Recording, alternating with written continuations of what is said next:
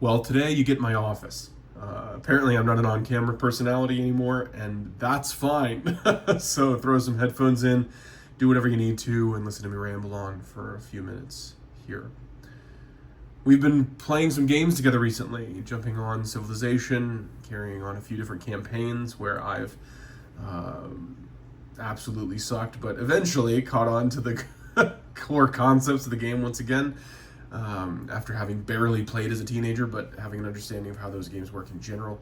And then we recently, in our last gaming session, hopped back into World of Warcraft for the first time in probably close to a decade. So it was a blast, quite honestly, and I've really enjoyed just having time with you, Ryan. But more than anything, the ability to have conversation and connection, and it in a large ways relates to what I want to talk about, and that is the dream of teenage Robbie, even the dream of 27-year-old Robbie, to be a streamer, to be a YouTube content creator. I mean, I'm posting this, and the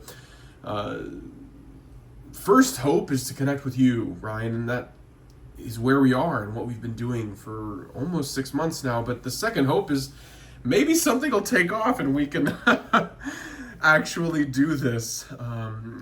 We neither of us think that would happen, but I think there's this millennial desire for either of us to want to be something on the internet, and I have thought about it lately. I've been consuming World of Warcraft content, whether it be streaming or YouTube, and thinking that I could make that myself, but there's this,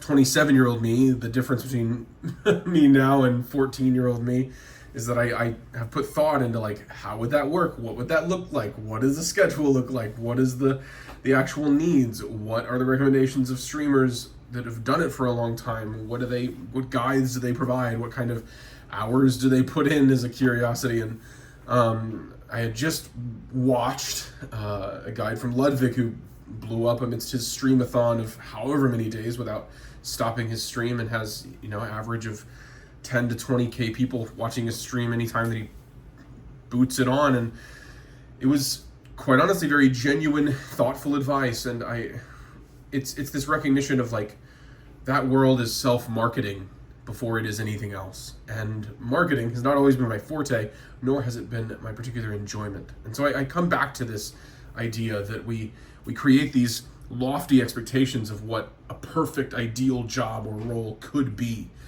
Even the job I'm in now, the QA tester role for HData, I love the company I work for, love the people I work with, and my role has its perks and has its delightful moments of being able to solve a problem or finish a project or contribute to something meaningful. But there's also a lot of tedium, a lot of tedious tasks to accomplish in the meantime to get there, and it's hard. It's easy to lose motivation or grow burnt out of the tedious nature of things and want something that feels like a greener pasture. But the reality is, any role that we move into is going to have that tedious feel in particular moments, and it's the connection with the people, it's the communities that you're involved in, it's the meaningful, purposeful goals that your company is accomplishing, or that you yourself as a business person or individual are accomplishing, that are worth pursuit of. And